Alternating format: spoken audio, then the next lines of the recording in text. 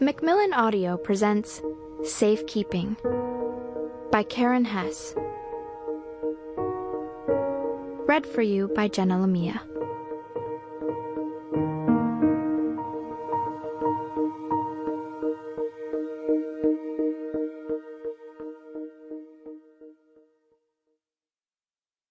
This book is dedicated to the children of Haiti.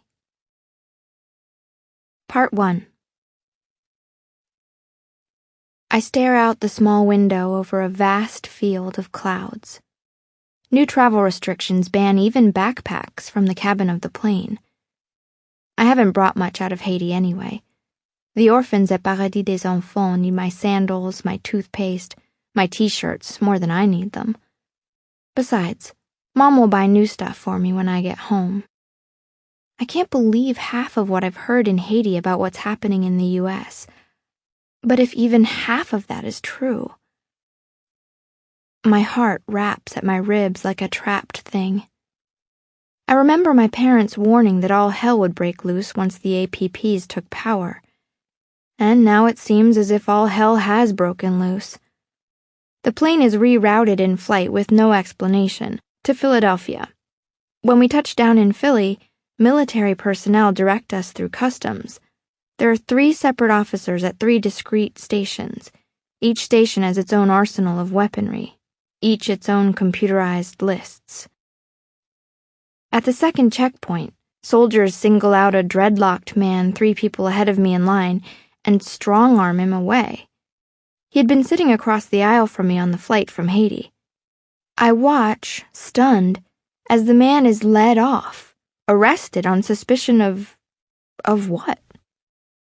My head aches by the time my turn comes at the last station. The officer carefully studies my passport, shines a small light on it, fixes a hard stare on my face.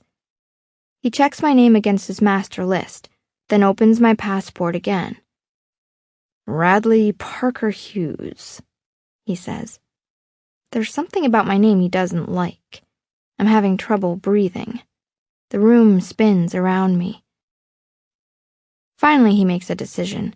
He lets go of whatever it is that's bothering him and sends me through. It's taken hours to clear customs. Racing across the terminal, I fear I'll miss my reassigned flight.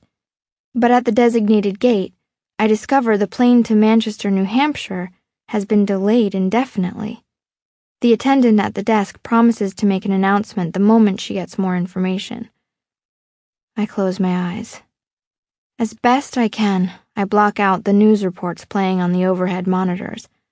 I can only watch the same chaotic scenes so many times without going out of my mind.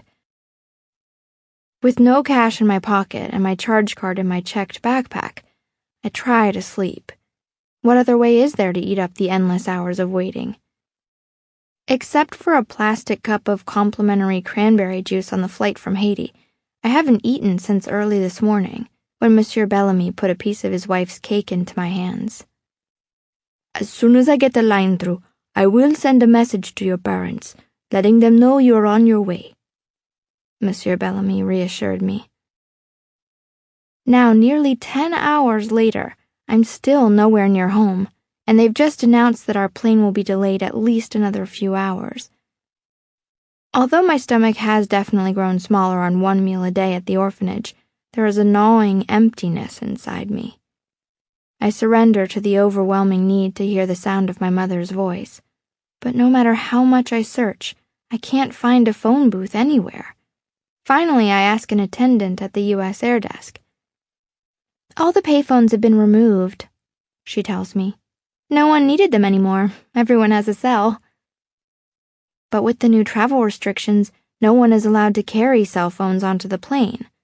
Mine nests inside my backpack, which is in some cargo hold between Port-au-Prince, Haiti, and Manchester, New Hampshire.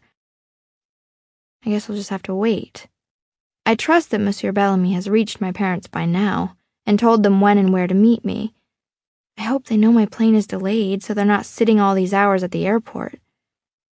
Everywhere I go, everywhere I look, there are uniformed patrols.